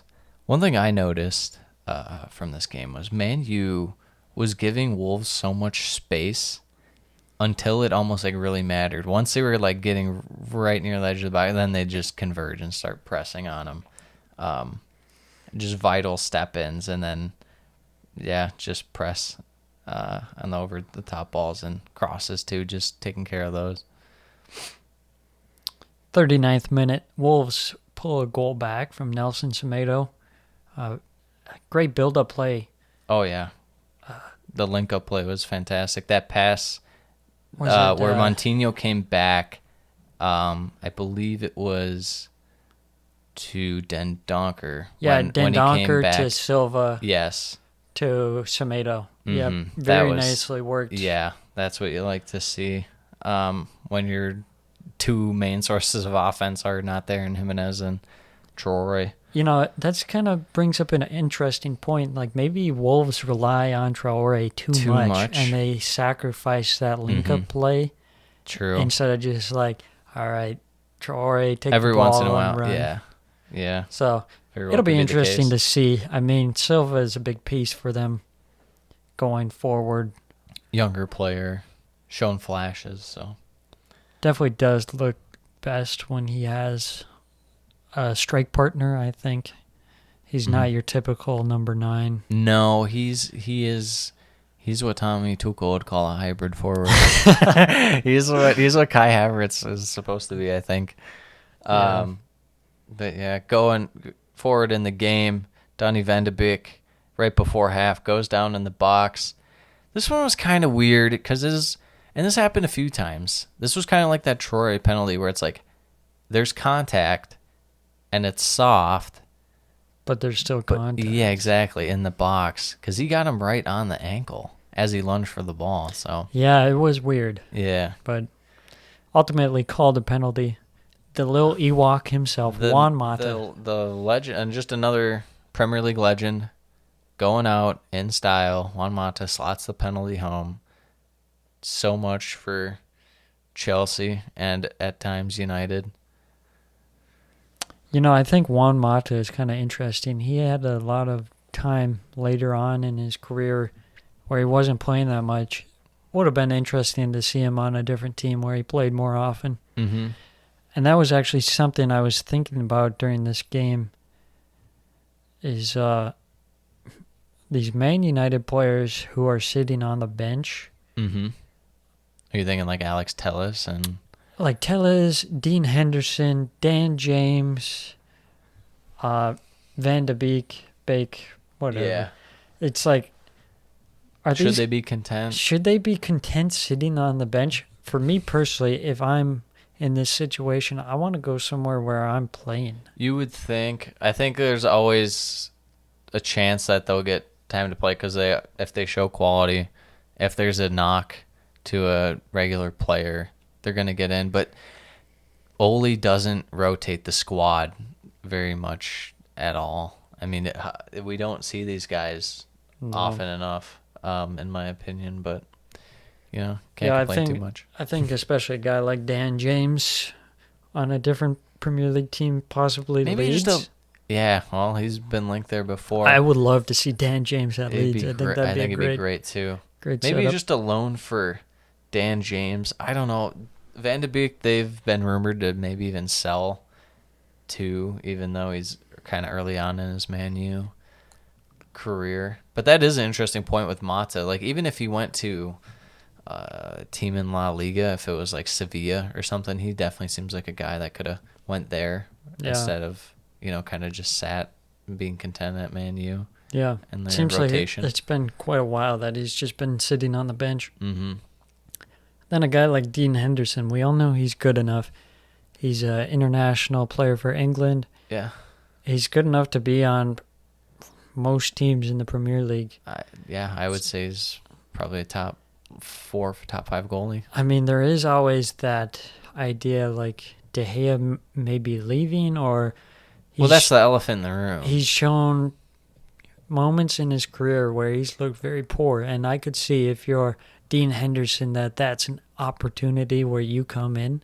Yeah. And I mean, he has had those moments, and in this season, De Gea was out for a couple games. He had a kid, and yeah.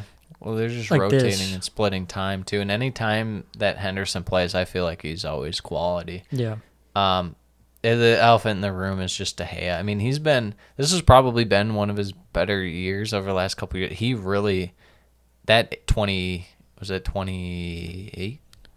2018, the World Cup year. Yeah. Yeah, he just struggled hard. Yeah, he was like, people were saying, because remember the Real Madrid rumors, he's supposed to be potentially going there for 100 mil before Courtois, and then Yeah. that tournament, something happened. He just fell out of form, and he was struggling to recover. And this year's probably been one of his better years since then. Obviously not peak De Gea. It's been rumored with Roma to go back with Jose. Yeah, it's interesting, though. I mean, you have guys on Man U, and they are paid such high wages. It's pretty hard to get rid of them. That's why I say it's the elephant in the room, because it's like if you're Man U, you're probably like, we should move on to Henderson. But it's like, how do we get rid of De Gea? He's on these wages. We should probably be playing him. Yeah. I mean, they got to be super happy, though, that Dean Henderson is happy just to sit on the bench for now. For the meantime. Because, I mean, if it were me, I'd be like, okay, he probably at least get a loan or something. But yeah, for sure. But then, I mean, when do you go on loan and then come back and get the number one spot? It's usually the number one choice goes down injured, and then you step in, and then you win that spot, and then that spot's yours. Rarely is it like Chelsea when they had Czech and Courtois, and they're just like, with the club legend, they're like, yep, nope, Courtois, or Czech, you're out. Courtois is going to be our goalie. That's just how it is. Yeah. A lot of times you won't see that. But yeah, no, it's very, very interesting. And then the only one that you would probably say of these guys where it would be like, you understand why it's they're just kind of hanging back, would be maybe Matic. He just kind of is a rotational guy from the get-go, but getting a good paycheck. Yeah. But he might be on his way out too, maybe to Roma with Mr. Mourinho. Yeah, it wouldn't be surprising. I mean, go somewhere to play a little bit more, see how at the end of his career. In the second half, back to the game. Sidebar. I had this as a note too about this because this was bad. I mean, we love Dan James. But on net, and that miss was... It was painful. It was comical. Oh, man. Bad to say the least. Yeah, threw on goal and just... Good amount of possession for Wolves in the second half. Man, you contend just to sit back. Impressive defending by United. That's all I'll say. Yeah. Wasn't any... They did a good job controlling Wolves in terms of not allowing them to have many great chances. Yeah, I thought Tellez looked pretty good in that game. I thought overall the Man U B squad looked pretty good. Where are they right now off the top of your head? Where would they finish in the Premier League as a squad by themselves? Man U B squad. They're definitely they're staying up. I'm thinking top half. Oh, I would say no, only because I don't trust the striker. All right. I mean, they didn't even play with a striker this game. Do they finish above Palace? The answer is yes. Do they finish above Wolves this season? Maybe. Probably yes. Newcastle? Oh, no. Brucey Ball would get the best of them. Their defense was impressive, but couldn't match. They only had Joe Willock for part of the season. Well, we count that. Villa probably not. So no, I would say 12, maybe like 12, 13 range. Okay, fair enough. So that caps off Matchweek 38. Matchweek 38, Championship Sunday. The drama was there with the top four spots. Leicester broke all of our hearts again. And in the end, it finished Man City 1, Man U 2, Liverpool 3, Chelsea 4. As the Champions League spots, Leicester, West Ham in the Europa League spots in 6th and 7th, Tottenham 5th and 6th, and then Tottenham 7th as the Europa League, Arsenal in the Europa Conference League. No. They did get the Europa League then, because it's 9th for the Europa Conference League. No, 7th is conference. 7th is conference. 7th is the one Conference League spot. Oh, man. Yeah. Seems kind of weird. Yeah, it is. I didn't know. I thought 7th was like the second round play-in for Europa League. Nope, 7th was the Europa Conference. Oh, man. Well, Tottenham can find a way to bottle that next year. Arsenal getting all the way up to 8th from the relegation zone early in the season. Leeds, impressive season, breaking the top 10, finishing 9th.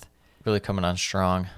Everton, kind of an average season. Yeah, a little lackluster at times, but exciting when, you have Jaime. If you have him going forward, you think you have a chance to compete for Europe, for sure. Followed by Aston Villa. Who's in the exact same boat. If you have Grealish, you can compete for Europe. Steve Bruce's men in 12th. Wolves in 13th, hanging on without a striker pretty much for the whole season. Yeah. Palace 14th, Southampton 15th, Brighton 16th, Burnley just hanging on, and then the bottom three getting relegated, Fulham, West Brom, and Sheffield United. Just looking at the table, if I showed this to you back at the start of the year, what would you say is the biggest surprise? Definitely West West Ham. Yeah. You'd have to say that too. Perhaps even... Maybe Wolves, just because if you didn't have the context of Jimenez, you'd be like, really? They struggled that much? But maybe even Sheffield. I mean, Sheffield had a pretty good season last year. Yeah. It just fell apart. It was just always a matter of, was that fortune? Was this year a little too much misfortune? Who knows? But more on that in the next episode as we recap the season. The 2020-2021 COVID-19 weird season. We'll break it down team by team, all the hot takes. Look at the squads going forward, see where teams lie, break down our most interesting teams. We'll break them all down, but specifically the interesting ones too. We'll really get into it. Yep. Until next time. Goodbye. Signing out.